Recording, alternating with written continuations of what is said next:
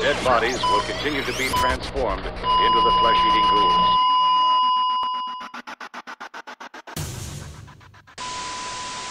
Hi, I'm Spooky Bill, and you're watching Pathophysiology of Living Dead. Here's the second part of our game review of Zombie Flux. This is the interview with Andy Looney, the creator of Looney Labs. Yep, this is Spooky Bill here with Andy Looney, creator of Flux. And Zombie Flux. And Zombie Flux, more specifically. Andy, what inspired you to add zombies to Flux? Oh, well, zombies are very popular. Everybody likes zombies. The zombie, gamers in particular like zombies. I think zombies are popular with gamers because they're a way that you can, kill people without really killing people. Oh, they're just zombies. It's okay. And obviously there's so much zombie culture out there, so much zombie lore. It's a whole interesting genre, and we've started doing more special versions of Flux in various different themes. For example, we just released a brand new Monty Python edition of Flux.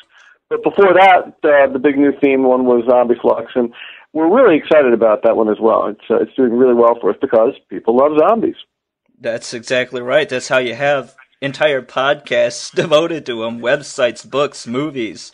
Yeah, I'm frankly pretty astonished at just how much zombie lore and zombie culture and fandom there is. I mean, we debuted the game not this past year, but the year before at Zombie Fest, a whole convention of zombie fans, and there was a 1,000-person zombie march there. So, they're organized all over the place. Zombie walks and zombie pub crawls. I love the zombie march. The first time I ever encountered a zombie march, I was at another convention in Columbus, Ohio. It was just a science fiction convention, and they had a zombie walk set up that day. That they said, hey, as long as we're doing it, let's send it through this sci-fi con. But I had no idea what was happening. I was just walking around the con, and suddenly there's all these zombies marching through. I was like, whoa, what's this? And it's a really interesting phenomenon because anyone can jump in and you just rip up some clothing, get some makeup, whatever, and you're a zombie. And zombies are more fun when they're in big groups, obviously. So the zombie march is an interesting phenomenon. Oh, definitely, a lot of fun too.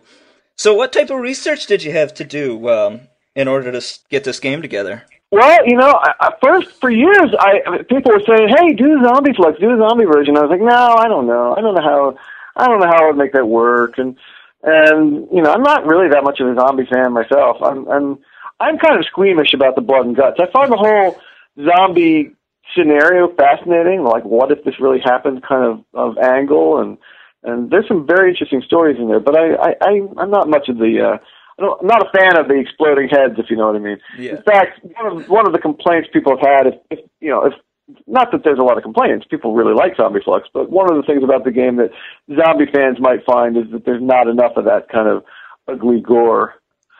Anyway, people were saying, hey, you should have this, and I couldn't figure out how to add it into the game because in the original version of Flux, there was no mechanism for unwanted things that you don't want to have.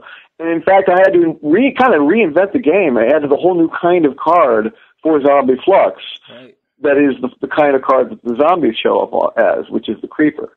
Yeah. And it wasn't until I had that insight, that idea, which was probably 3 years after people were really starting to say, no, come on, do the zombie version. And I started really thinking, well, okay, I can consider that.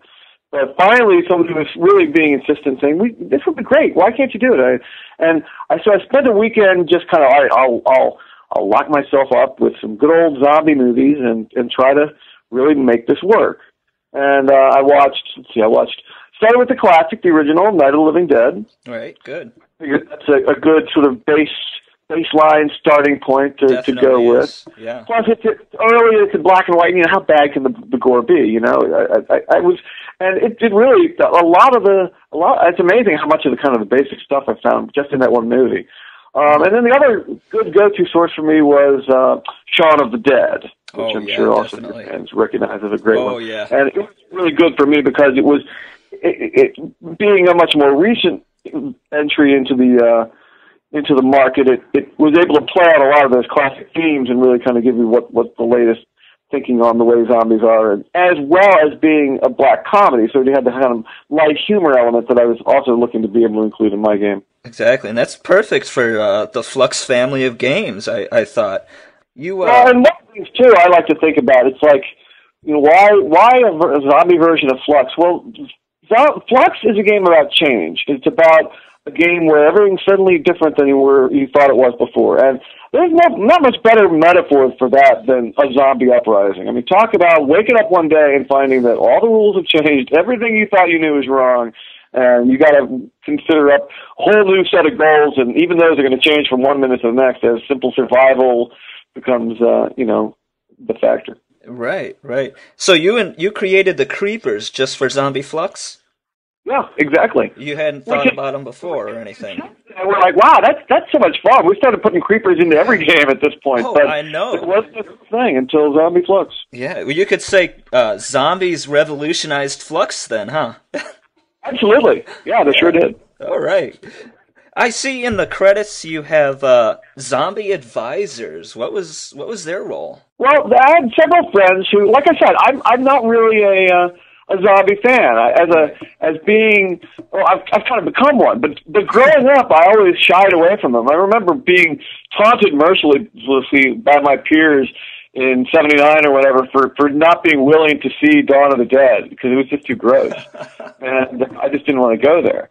And so when people were first saying, "Come on, you gotta do a zombie version," I started consulting with friends of mine who were experts on zombies. Okay. And the zombie advisors are several fans there who sort of briefed me on, here's how things work in the zombie culture. You always have this, and then you have things like that. One of my favorite stories from the zombie advisors was one of them saying, all right, in every zombie movie, there will always come a point where one friend will say to the other, if ever I turn into one of them, you got to kill me right away. You promise me you'll do that. And then, of course, invariably later in the story, that friend turns into a zombie and has to be offed by the main characters. That's right. And those kind of little cliches, almost, if you will, but kind of underpinnings of the way things work in the zombie universe were things I was kind of had imparted to me by my zombie advisors who'd seen lots and lots of these movies. So I was able to kind of pick up on a lot of the core things, and then just by seeing a few key films myself, I was able to kind of put it all together into a package that really seems to work. So, from start to finish, how long did Flux take to put together? Zombie Flux, actually. Well, I mean, it builds on original Flux, which I've had for years, and it builds on years of sort of stewing and pondering over it and thinking, well, maybe I could make it work, but I've got to learn more. Finally seeing a couple of movies and so forth. But the actual nuts and bolts, when I said, all right, I'm going to try to design a game here and make this work, I basically did it in a weekend. I had a weekend locked to myself. I watched movies. I scribbled ideas on cards. I generated a prototype, and yes, over the next couple of weeks and months before it was really done and went to the printer, I added a few new cards here and there, tweaked it a little bit based on playtesting. But the core elements of the game I hammered out in about a weekend. Wow, that's impressive. But yeah, you did have Flux to work with, and like I said, I really commend you for not just making zombie keepers, and the whole creeper card is fantastic for the game. I love it. Oh yeah, it really is. It's the thing that really makes it work. Like I say, when people were first trying to make me want to do a zombie version, I said, all right, well, let me see if I can work it out. And I actually even made up a couple of prototype cards with zombies as keepers, and it just wasn't working. It was like it just doesn't make sense. It's not cool. And it took years of brooding and pondering to have that weekend where it all came together. But interestingly enough, once we have that mechanism, like I said, with 4.0, we've folded some of these concepts into the original game. And indeed, in the original game, there are several keepers that, looking back on it now, don't read as really appropriate for keepers. War, death, and taxes are all keepers in the original game, which as of Flux 4.0, we have reclassified and turned into creepers, because that just makes so much more sense now. Yeah, definitely. So now does Monty Python Flux have creepers as well? Oh yes, absolutely. It has a number of creepers. It has the three-headed giant and the dreadful black beast of Arg and the Spanish Inquisition. Great. And the killer rabbit with nasty big pointy teeth and a couple others. Oh, and the knights who say me. Oh, perfect. Yeah. Well, Andy Looney, creator of Flux and Zombie Flux, do you have anything else to add? I'll give you a little sort of preview of coming attractions. Sure. Our next big release in the Flux series this fall is going to be Martian Flux. Oh. And there the idea is it's a classic, 50s kind of invasion from Mars story in a card game. But here's the trick, here's the hook. The Martians are the ones who have all the cool stuff. They have the flying saucer and the ray gun and the big walking tripod. They have all the gear. Well, in Martian Flux, the keepers are all that kind of stuff because we're the Martians. All right. And the humans are the pathetic humans who are standing in the way of our invasion. They're the creepers. It's really fun. I've actually, it's something I've been playtesting and honing for a long time. I've had it basically ready to go as far as the design since sometime last year. It was going to be our big release before Monty Python Flux, and then we figured out how we could get the license rights to do that and worked out the contract with the Monty Python for that. And then that kind of went to the head of the line. That was like, wow, this is so cool. We got to do this right away. And that became our big release last year, pushing poor Martian Flux off by, to the next year. Yeah. But it's now on track. We're getting art done for it. It's going to look really cool. And that's our fall release, Martian Flux. Great. Well, I'm really excited. And I urge everyone to check out Flux and Zombie Flux and all of the Looney Lab creations at LooneyLabs.com, correct? Absolutely. All right. All right, well, thank you. Thanks so much. It's been fun talking to you today. Have a good day. And watch out for the zombies. We will. We're prepared. All right. Bye. So that's it. Pathophysiology of the Living Dead. Another little different episode. I hope you enjoyed it. Stay spooky.